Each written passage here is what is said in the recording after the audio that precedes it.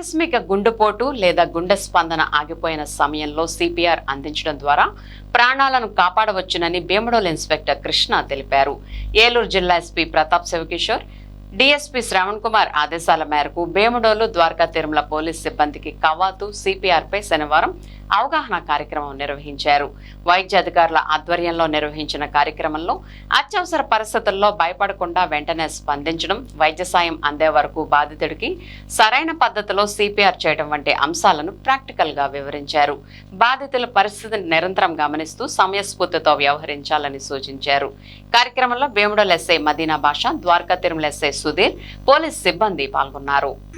So మళ్ళీ patient రాలేదు, నేను మళ్ళీ సిపిఆర్ కంటిన్యూ చేస్తున్నా. సో మళ్ళీ పల్స్ చెక్ చేశా 30 మినిట్స్, ఓకే రాలేదు, సిపిఆర్ కంటిన్యూ చేస్తున్నా.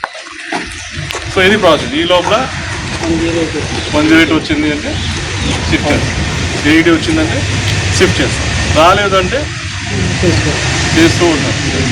అంటే మీ ఎనర్జీ ఉన్నంత వరకు, లేదా మీ పేషెంట్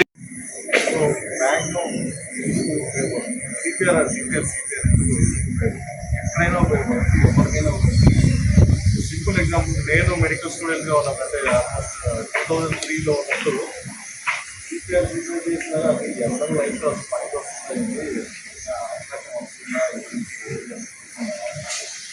సో 2017 వరకు 2017 కూడా అసలు రాలేదు, చేసే అవకాశం రాలేదు. కానీ ఒక్కసారి ఏమైందంటే 2017